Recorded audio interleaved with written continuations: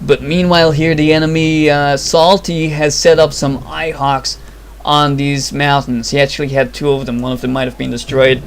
I wasn't able to show that. I'm moving up some Me-24 and some Me-2 Recon, and I'm moving in some T-72B, which are a much stronger tank than this T-64 that I was using, and I'm gonna use that to hopefully hold my own. Meanwhile, they are sending smoke. They are smoking out my units, which makes them hard to get line of sight. They won't be able to see through the smoke, so they won't be able to get line of sight. And in the same time, I am sending my grad to MLRS them, but they are moving up. This is going to be a big push. The enemy want to push even further, and they're sending all of that force. My Fegatroids are shooting what they can, but what I have here is really less than what they're sending at me, so I'm using everything that I can manage to kind of hold them off and make this a killing field, make this a meat grinder for the enemy, and get those attrition, get my attrition superior to what they have. They moved up some anti-air that gets taken down there. I've got some T-62 sitting here with some Scredgets, slowly getting taken out, but also holding their own for now.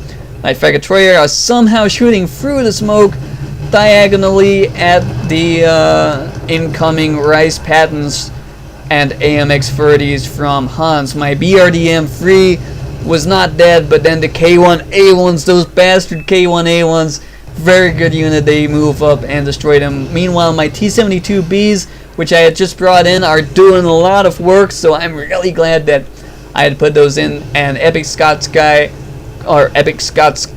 pulls back his K1A1s, which could have actually possibly taken the remaining force that I had here, but he is very careful with those units, and well, because of that, that's why they're still alive. Meanwhile, they're moving up some mortar trucks. I believe that's what these units are, to shell the area from close range. There's some chieftains that have somehow made it through here, but my T-72s managed to destroy them.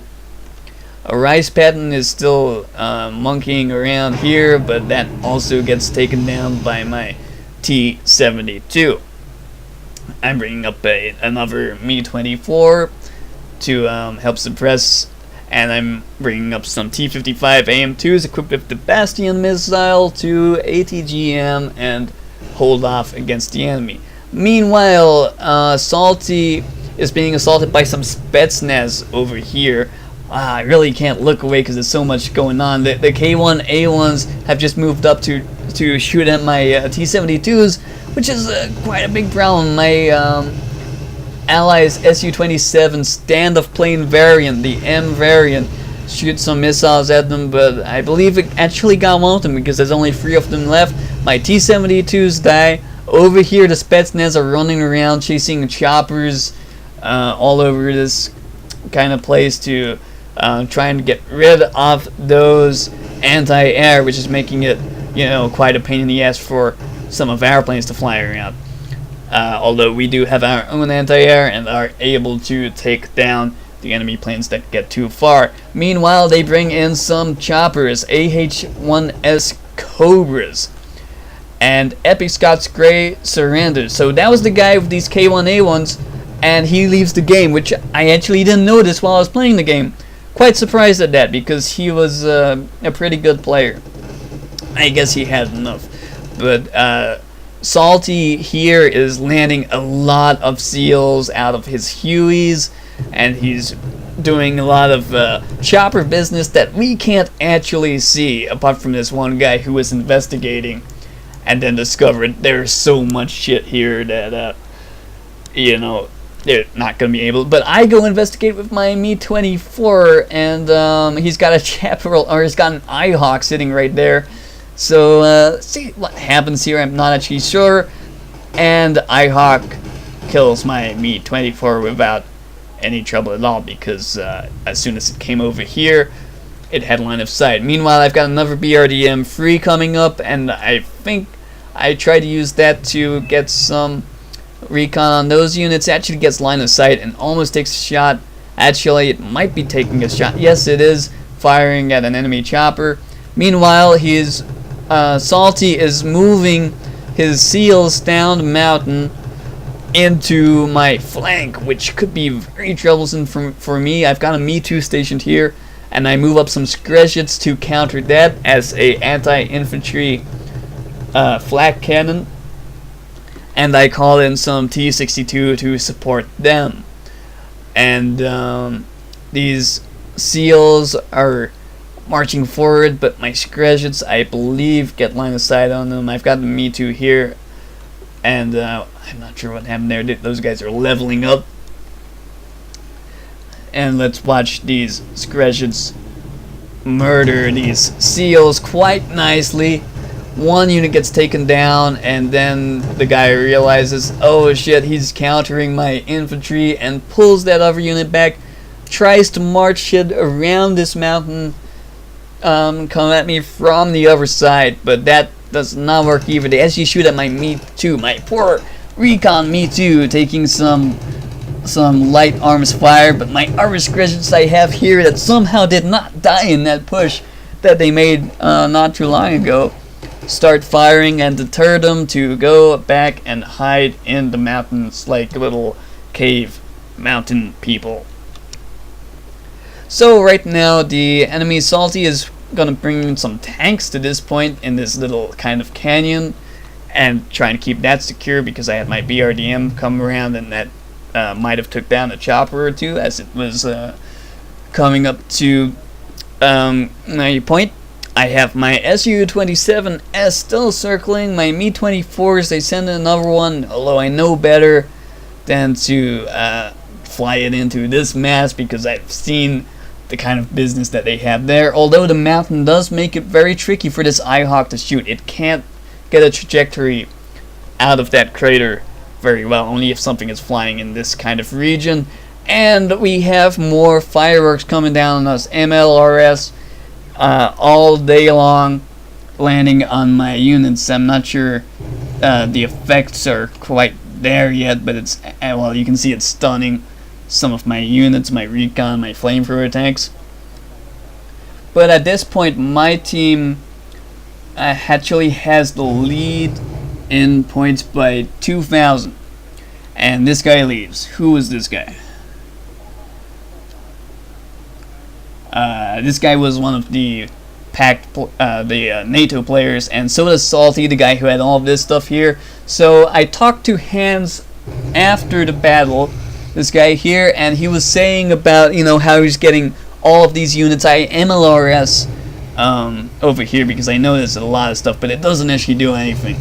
Didn't actually achieve anything from that. So I'm not sure about the BM-21 Grad, if I want to keep it or not in my deck, but we'll see. In European, I strictly played Soviet, so Soviet is not a new faction for me, and I got tired of playing North Koreans, but I am still playing kind of infantry heavy support kind of role, although I do like to build all around decks for me to use in 10v10s, 1v1s, 2v2s, and whatever else you can name. This guy has Cobras coming here that he called in a long time ago, so they are probably under someone else's control, possibly Hans, who is sitting here number 1 on his team. And I call in some Recon Spetsnaz who come in this KA-29TB, which encounter these Cobras, and then I call in some anti-air to counter that. I also put an attack marker down for my allies to come in. I believe I bring my plane that was circling over here to do some attack runs, but with that marker, my allies really overload them with aircraft and clean up those choppers, so they are not a problem for me or my teammates in this region. You can see all of these Q511s, my Su-27 running out of fuel, so it's leaving, and I'm not sure, is he actually bombing them? Yeah, I guess he's cluster bombing the choppers. Not sure that did anything, but as my other Su-27 that can't get a line of sight, MiG-29s come in, and I think they pretty much clean it up. Hans is about to shoot me, or shoot some of my units with, yes, my units with smoke rounds from his mortar trucks. Maybe he's going to try another push. We'll see how that works out. That clicking sound you hear in the background is actually the shells landing. I'm not sure what's up with that. One of my allies sends in a couple of planes. One of them both of them get shot down by the amount of anti-air that the enemy have moved up. He also moves up some ZFL 92, which are very good missile launch platforms, ATGM platforms, and you can see they are very strong. Here are these famous K1A1s, and they are getting hit in the side armor by those missiles, and they are dying. Finally, they meet their end. At this point, we own 70% of the battle points needed for victory, and we're all kind of asking ourselves, is it over yet? But Hans decides he's mad and he's fed up, and he's going to send all of these tanks at my defensive line, which I've got Fagatroyas, a lot of tanks, a lot of missiles, and you can just see the chaos that ensues. It didn't work the first time, and even though he's got more shit hanging out now, more units hanging out, it's not working the second time. Even the Abrams and the K1A1s, my Mi-24s are suppressing them. My allies' MiGs are coming. That's actually my MiG coming in, my standoff MiG that we haven't seen in this match yet. And it's quite a spectacle to see this kind of a charge. My other Mi-24s firing at them, taking down those Abrams. I think my MiG might have took that down, but it gets shot down, and then the air rush comes in. Let's see how my anti-air and my allies' anti-air hold up. There goes one of them, and that guy gets stunned, and that's all we did to them. Fuck, that didn't work out too well, but that's the power of spamming aircraft, which a lot of people tend to take to. But personally, I don't. But it is effective, I suppose. I think it's kind of a bullshit tactic, but you know, it's spam. But they are risking all those planes. They are getting damaged by the amount of anti-air. There goes another one, taken down by the Akula, I believe, which is equipped with an Igla, as well as a lot of other missiles and guns. Here comes some even more planes. They really don't like us. Dropping bombs everywhere. My allies' yaks come in to try and clean up. I think I lose my Su-27. There's one of them, but I think I lost the other one by this point. I am sending my grad to MLRS nothing, apparently.